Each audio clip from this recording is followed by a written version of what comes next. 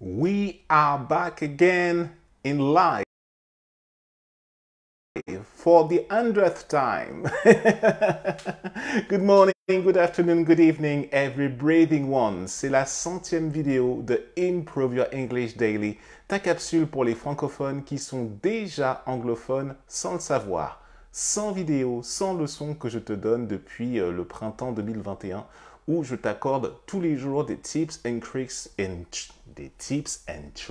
voilà, j'articule bien dans les différents piliers d'apprentissage et de développement de la langue anglaise. Là, on est dans cette semaine, une semaine spécialement sur l'expression écrite, les différents stades que j'ai dû observer pour pouvoir améliorer mon expression. Je te fais part de tout cela dans des vidéos en fonction de ton niveau. Et là, aujourd'hui, on est sur la thématique du style fluide pour les niveaux intermédiaires. Hier, on était plus pour les niveaux grands débutants, sophomores.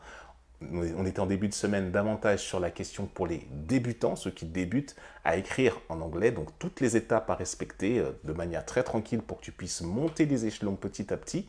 Et avant d'entrer dans la thématique d'aujourd'hui, donc pour le niveau intermédiaire et le style que je qualifie de fluide, tu as la possibilité, dans les liens qui sont dans la description de cette vidéo, de me suivre sur les différents réseaux sociaux, que ce soit sur Facebook, d'où je t'enregistre le live en question, sur la page Facebook d'Improve Your English.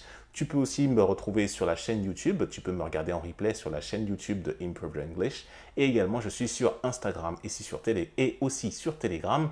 Tous les liens sont dans la description de la présente vidéo, juste en dessous. Au plaisir de te retrouver sur un de ces supports.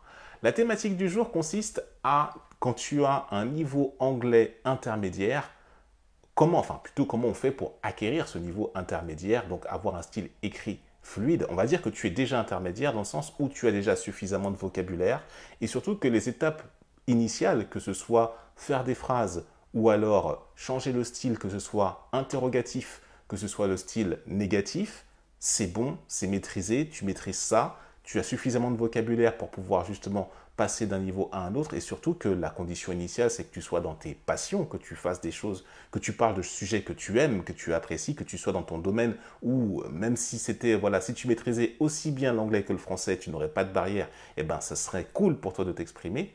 Et ben là, pour atteindre un niveau intermédiaire, il y a la notion de l'impératif que tu dois savoir distinguer avec toute la question de ce qu'on appelle les vocabulaires de type phrasal verbs, utiliser des verbes notamment d'injonction, du style, tu vois, listen up, hey, listen up, tu vois, genre, écoute-moi, là tout de suite.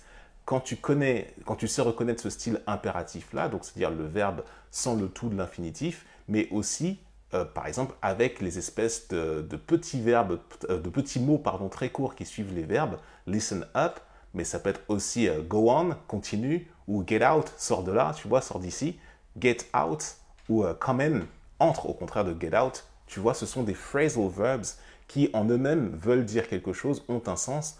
En français, on n'a pas ce type de verbe-là avec des petites propositions qui, pour pouvoir donner du sens, un autre sens à un verbe. Un verbe, c'est un verbe avec un sens particulier. Et bien, en anglais, tu en as une multitude de verbes comme ça. C'est comme ça que tu maîtrises notamment le style impératif qui permet justement de donner une injonction dans ton propos. Donc là, tu peux l'écrire, tu peux le dire à l'oral, mais quand tu l'écris, ça prend également le même sens. Donc listen up, L-I-S-T-E-N, plus loin up, U-P. Donc là, pareil, tu l'écris, tu l'intègres et c'est pour toi. Il y a l'impératif, mais il y a aussi une autre chose pour atteindre un style fluide et que tu peux t'amuser à faire avec. Quand tu écris, notamment un propos dans la langue anglaise, c'est bien de faire des phrases. Faire des phrases, c'est la base, c'est ce qui est réservé aux débutants. Maintenant, si tu veux avoir un style beaucoup plus fluide et que tu enchaînes plusieurs phrases avec plusieurs formes, que ce soit affirmatif, négatif, interrogatif ou autre, il est essentiel maintenant d'apporter un vocabulaire supplémentaire pour pouvoir articuler la somme de tes phrases et commencer à faire des paragraphes, par exemple. Et ça, pour le coup, les mots de liaison, les link words, les mots de liaison sont indispensables. Il y en a plein en anglais et ils font partie intégrante du vocabulaire à connaître. Et ce vocabulaire, tu ne peux pas l'inventer, tu vois. Soit tu le connais, soit tu ne le connais pas. Donc, pour donner davantage de fluidité à ton style écrit, je te recommande de maîtriser donc ces connecteurs, donc ces mots de liaison, tels que first, tu vois, qui, comme ça, peut vouloir dire premier, mais lorsque tu le mets au début d'un paragraphe, il veut dire d'abord, ou dans un premier temps. Ou basically, c'est-à-dire au départ, basically, à la base. Si tu veux, ce serait le plus proche, mais à la base, c'est un petit peu familier de dire ça en français. Mais au départ, to the start, tu vois, at the beginning. At the beginning, c'est mieux. Non, to the start, non, pas ça. Mais plutôt at the beginning, au début, au démarrage. At the beginning, there was me and there was Fred. Voilà, au départ, il y avait moi et il y avait Fred. Tu vois, à titre d'exemple. Là, tu commences à étayer ton propos, ta phrase affirmative, tu ajoutes un mot de circonstance qui permet d'articuler ton propos. Ensuite, tu as, par exemple, tu vois, je viens de dire ensuite, then, tu vois, ou afterwards. Après cela, then, T-H-E-N, afterwards, à la suite de cela.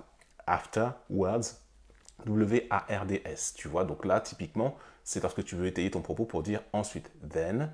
Et lorsque tu veux le clôturer, tu peux dire dernièrement, lastly, and at the end, à la fin, tu vois. And to conclude, pour conclure, par exemple. Voilà. Il y a aussi des mots un petit peu intermédiaires comme to that extent, dans une certaine mesure, par exemple. Là, on est vraiment dans un style de vocabulaire un petit peu plus recherché, comme meanwhile, pendant ce temps. In the meantime, tu vois, qui veut dire la même chose aussi, pendant ce temps. Tu peux dire aussi également nevertheless ou nonetheless, qui veut dire néanmoins, quand tu vas porter de la contrariété, comme unlike, U-N-L-I-K-E, unlike, au contraire de, tu vois, typiquement c'est exactement ça. Et voilà, ça ce sont des mots que tu peux retrouver, tu vois, c'est les mêmes, on a les mêmes en français pour pouvoir articuler notre propos. Et ben tu cherches juste la traduction dans ton serveur de traduction, dans ton application. Moi là je m'en rappelle, je ne les ai pas notés pour te préparer à la vidéo, puisque ces vidéos je les veux le plus spontanées, le plus franches possible, tu vois, histoire de te donner une petite tips comme ça dans l'oreille, tu vois, et non pas que je te fasse un cours, voilà, avec un tableau blanc derrière, tout ça. L'idée c'est vraiment d'être très spontané, que tu gardes des petites choses comme ça avec toi et te sensibiliser. Donc voilà, ça c'est pour donner de la fluidité à ton style écrit, et donc forcément à un niveau intermédiaire, quand tu atteins ce niveau-là, eh ben c'est beaucoup plus cool. Dans la vidéo de demain, on va arriver à un niveau beaucoup plus avancé, là pour le coup, là pour les gens vraiment advanced, vraiment limite bilingue, comment on peut parfaire son style d'écriture. Je donnerai donc toutes les étapes qui permettent d'arriver à ce niveau de maîtrise.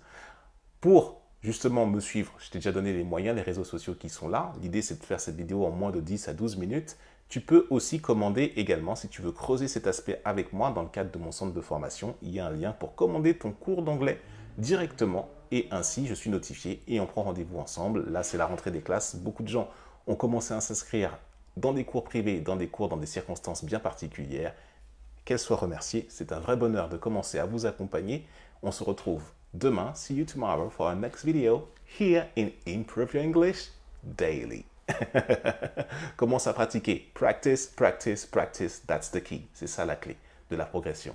See you for the next video. Bye bye.